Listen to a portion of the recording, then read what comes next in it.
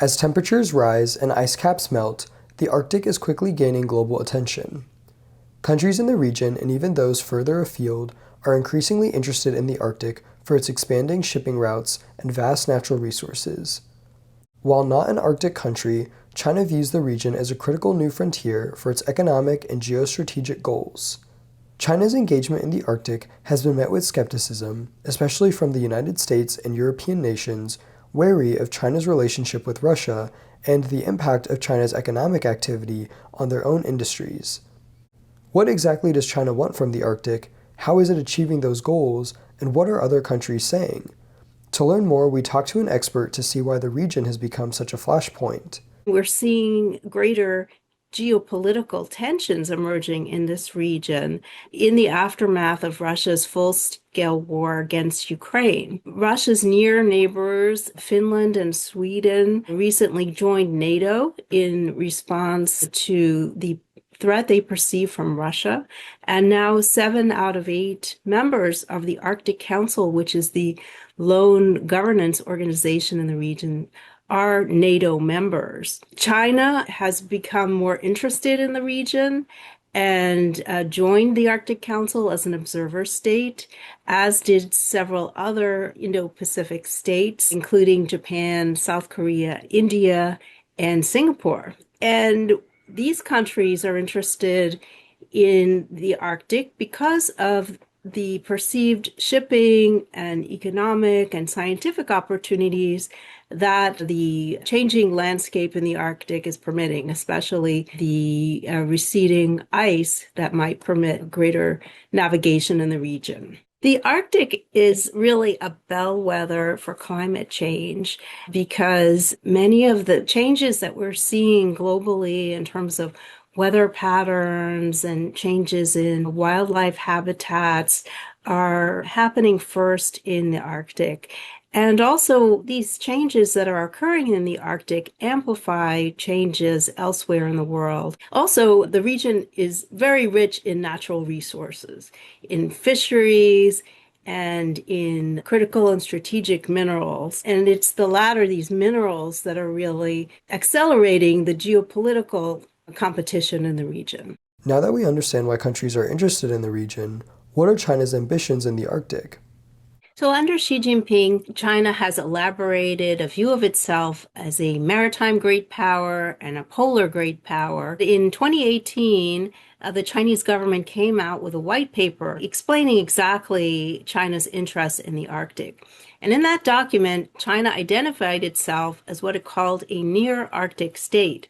And of course, China is not geographically located in the Arctic region, but Chinese officials and experts claim that the Arctic is very important to China because of the impact of climate change there on China, because of the shipping and fisheries opportunities there, and the opportunity to participate in Arctic science. And so this Arctic white paper emphasized those areas. It did not discuss geopolitics at all, which was interesting, and focused exclusively on the Arctic in terms of its environmental, scientific, and economic aspects. However, at the same time, Chinese military and political leaders have framed the Arctic as a new strategic frontier. This is, along with space and undersea technologies, the polar frontier. They're trying to plan how China can participate in it. And the technologies are very important because they enable China to have greater agency to participate individually through its technological achievements without needing to necessarily to cooperate with countries within the region. And so this strategic frontiers concept speaks to China's frustration at being somewhat marginalized from the Arctic because China, as an observer state in the Arctic Council, can't take decisions, it can't invest as much as it wants. It must depend on the cooperation of the Arctic states themselves. And this is the only region where China does not have complete freedom of maneuver and must depend on others to play a role in governance and to take advantage of the opportunities that a changing Arctic will allow. Besides relying on other countries to maneuver through the Arctic and play a larger role in its governance, what other challenges is China facing in achieving its Arctic ambitions? Well, first of all, there has been great skepticism about China's near Arctic discourse. This did not land well in the region. There's a lot of skepticism about this near Arctic language.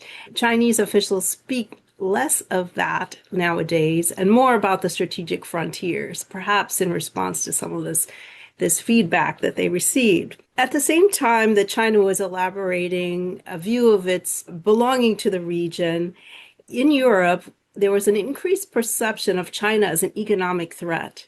So China is trying to participate more economically in the European Arctic at the same time as Europeans are seeing any Chinese engagement as potentially threatening to their own economic development and the development of certain industries. This was even prior to COVID and prior to the full-scale war in Ukraine. But after 2022, the perception of China as a key enabler of Russia's war really heightened the perception of China as a potential threat to the Arctic. This apprehension was heightened by the involvement of a Chinese vessel, the Nunu Polar Bear, which had been affiliated with a Russian entity, in a cable cutting incident near Finland in 2023. And so this led to increased fear of the potential role for China working with Russia in hybrid activities directed against European interests. And finally, the remaining challenge for China is actually its main partner, and that's Russia. So for China, Russia is the gateway and the gatekeeper to the Arctic. Ships have to go through the Northern Sea Route, which is the waterway above the Russian coastline that Russia claims it has a right to regulate.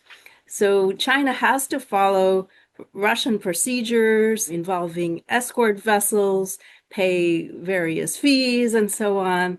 And while Russia has enabled China to participate most broadly in the Arctic, it also sets the terms for China's participation, which rankles a bit, considering that China considers itself a global power. Although China considers itself a global power, how are other countries responding to increased Chinese activity in the region? China overplayed its hand a bit in the early years after it acceded to observer status in the Arctic Council.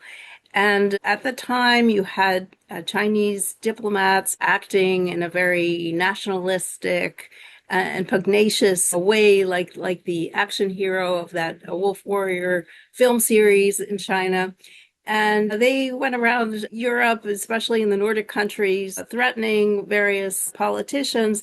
At the same time, the Chinese firms were seeking investments and Chinese entities were trying to engage in scientific cooperation.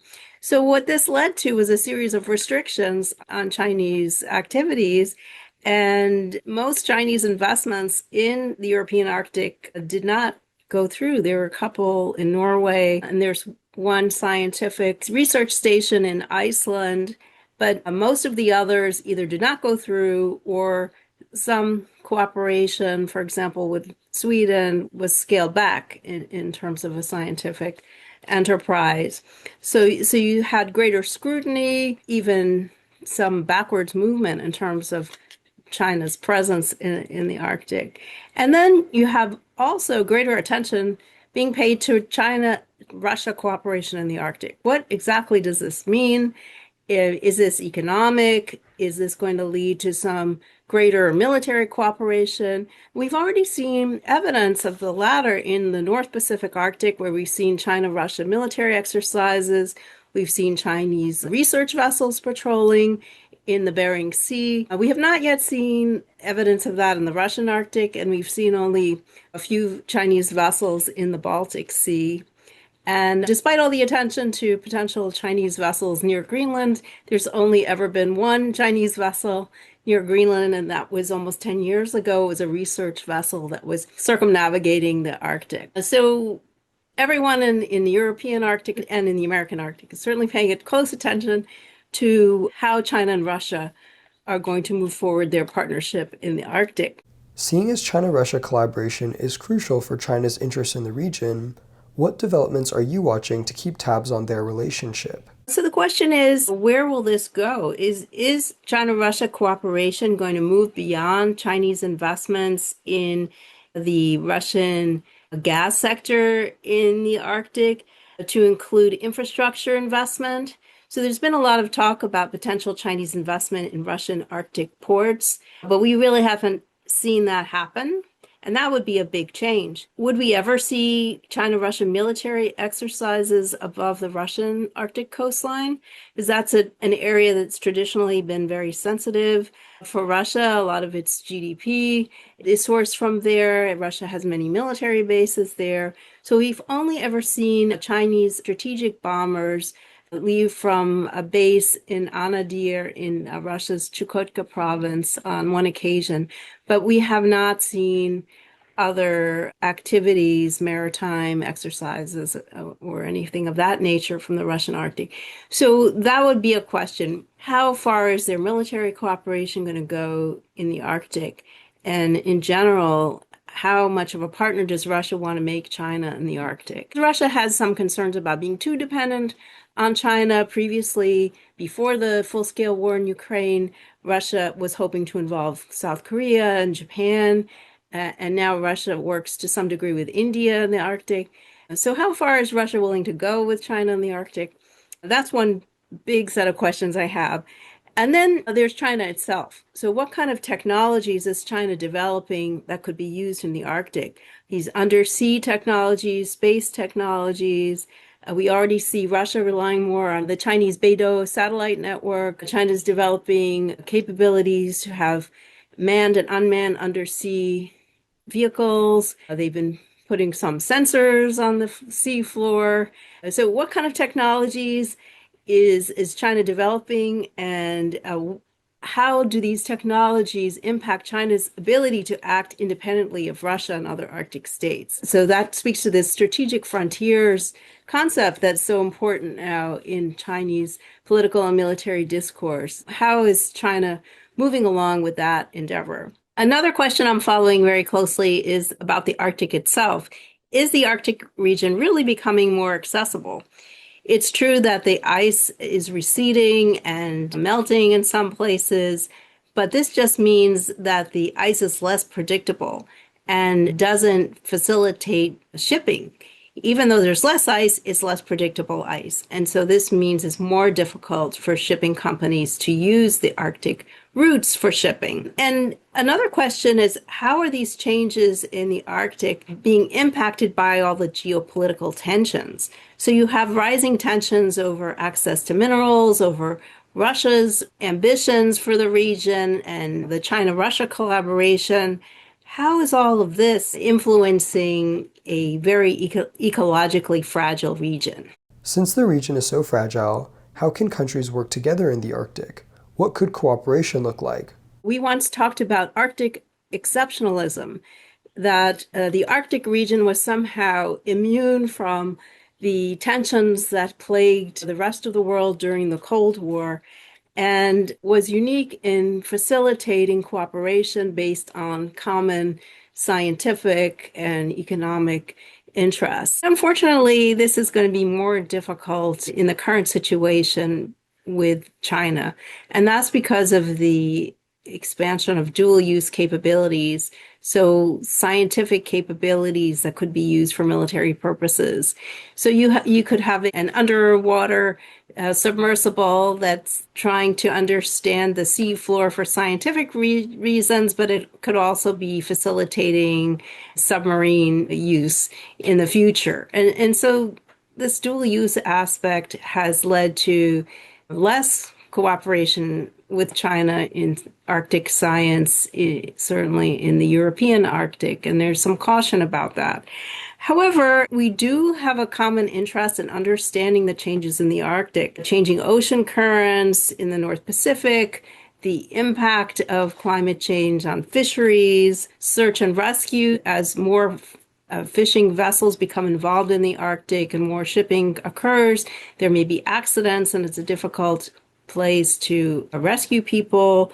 And also the problem of drug trafficking, which is also a problem in the North Pacific Arctic. So we do have certain common interests, and we will work together in some limited ways. And there are some organizations and frameworks that facilitate this. There's a North Pacific Coast Guard Forum that brings together the US and China and other countries, some of which are Arctic Council members and some of which are not. And this is a way for Coast Guards to engage and discuss best practices and in making maritime transits more safe. You have a Central Arctic Ocean Fisheries Agreement, and China is a party to that agreement, as well as some other non-Arctic states.